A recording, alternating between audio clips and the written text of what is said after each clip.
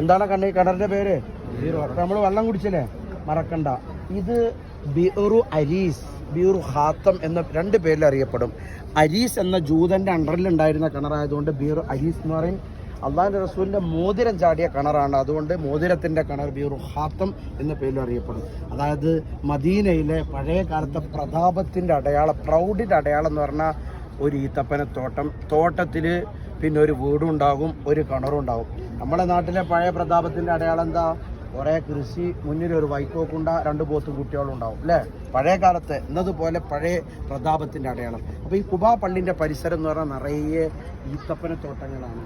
അതിൽ ചരിത്ര പ്രാധാന്യമുള്ള പല തോട്ടങ്ങളുണ്ട്. നാളെ നമ്മൾ ഒന്നൊക്കെ പോകാനുണ്ട്. ചിലതൊക്കെ എന്തായിട്ടുണ്ട്, ഇതിന്റെ വിപുലീകരണാർത്ഥം ഇല്ലാതെയായി പോയിട്ടുണ്ട്. ചുരുക്കത്തിൽ ഇവിടെ ഒരു തോട്ടം ഉണ്ടായിരുന്നു, ആ തോട്ടത്തിൽ ഒരു കിണറുണ്ട്. അങ്ങനെ അള്ളാഹു റസൂൽ സല്ലല്ലാഹു അലൈഹി വസല്ലം ഒരു ദിവസം സുബഹി നിസ്കാരം കഴിഞ്ഞ് മദീനത്തെ പള്ളിയിൽ നിന്ന് നേരെ ഇങ്ങോട്ട് പോന്നു. അപ്പോൾ ഈ തോട്ടത്തിൻ്റെ പിന്നെ ഗേറ്റിൻ്റെ അവിടെ ഒരു സഹാബിനെ പാറാവുകാരനായിട്ട് നിർത്തി. റസൂൽ പറഞ്ഞു, ഇങ്ങോട്ട് ആരിൽ വിടണ്ട, എന്നോട് ചോദിക്കാൻ തോന്നി. അങ്ങനെ റസൂലുള്ളാഹി തങ്ങൾ വന്നിട്ട് ഈ കിണർക്ക് കാലും കൂട്ടിയിട്ട് അവിടെ വന്നു. സ്വസ്ഥമായിട്ട് ഇരിക്കാൻ വേണ്ടി വന്നതാണ്. റസൂലുള്ളാഹിനെ വിടുവോ? കുറച്ച് കഴിഞ്ഞപ്പോണ്ട് വരുന്നു സയ്യിദുന അബൂബക്കർ സിദ്ദീഖ്. റസൂലുള്ളാഹിനെ അന്വേഷിച്ച് ഇങ്ങനെ നടക്കുകയാണ്. റസൂലുള്ളാഹി ഇവിടെ ഉണ്ടെന്ന് കേട്ടപ്പോൾ വന്നു. അങ്ങനെ ഗേറ്റിൻ്റെ അവിടെ വന്ന് സമ്മതം ചോദിക്കാൻ പറഞ്ഞു. സഹാബി വന്ന് റസൂലുള്ളാഹിനോട് സമ്മതം ചോദിച്ചു. അപ്പോൾ അള്ളാഹുവിന്റെ റസൂല് പറഞ്ഞു, സിദ്ദീഖിനോട് കയറി വരാൻ പറയുമ്പോൾ ബശ്ശിർഹു ബിൽ ജന്ന, സിദ്ദീഖിന് സ്വർഗ്ഗം എന്നുള്ള സന്തോഷം അറിയിച്ചു കൊടുക്കണം എന്ന് പറഞ്ഞു. സിദ്ദീഖ് തങ്ങൾ വേഗം വന്നു. നല്ല സന്തോഷമല്ലേ കിട്ടിക്കണത്. റസൂലുള്ളാഹിന്റെ വലതു ഭാഗത്ത് കാലും തൂക്കിയിട്ട് അവിടെ ഇരുന്നു. കുറച്ച് കഴിഞ്ഞപ്പോൾ സയ്യിദുന ഉമർ ബിൻ ഖത്താബ് തങ്ങൾ ഗേറ്റിൻ്റെ അവിടെ വന്നു. സഹാബിനോട് സമ്മതം ചോദിക്കാൻ പറഞ്ഞു. സഹാബി വന്ന് റസൂലുള്ളാഹിനോട് സമ്മതം ചോദിച്ചു. അള്ളാഹിന്റെ റസൂല് പറഞ്ഞു, ഉമറിനോടും കയറി വരാൻ പറയേ, ബശ്ശിർഹു ബിൽ ജന്ന, ഉമറിനും സ്വർഗ്ഗം എന്നുള്ള സന്തോഷം അറിയിക്കണം. ഉമർ എന്നവര് റസൂലുള്ളാഹിന്റെ ഇടത് ഭാഗത്ത് കിണർക്ക് കാലും തൂക്കിയിട്ട് അവിടെ ഇരുന്നു. പിന്നെ വരുന്നതാരാ? സയ്യിദുന ഉസ്മാൻ ബിൻ അഫ്ഫാൻ. റസൂലുള്ളാഹിന്റെ 2 പെൺമക്കളെ കല്യാണം കഴിക്കാൻ ഭാഗ്യം കിട്ടിയ മഹാനാണ്.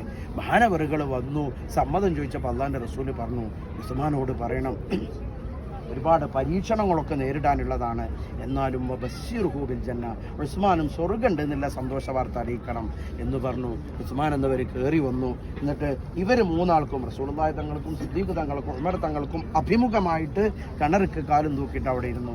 അങ്ങനെ ആ ഇരിക്കുന്ന സമയത്ത് റസൂലുള്ളാഹിന്റെ കയ്യിൽ ഒരു മോതിരം ഉണ്ടായിരുന്നു. അത് സാധാ മോതിരല്ല, അതിൽ മുഹമ്മദുർ റസൂലുള്ളാഹ് എന്ന് കൊത്തിവെച്ചിട്ടുണ്ട്.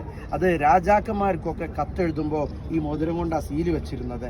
അങ്ങനെ വളരെ പ്രധാനപ്പെട്ട ഒരു മോതിരാണ്. അങ്ങനെ ആ ഇരിക്കുന്ന സമയത്താണ് എന്തായത്, മോതിരം അയക്ക് ചാടി. അതായത് മോതിരത്തിന്റെ കിണർ എന്ന് പറയുന്നത്.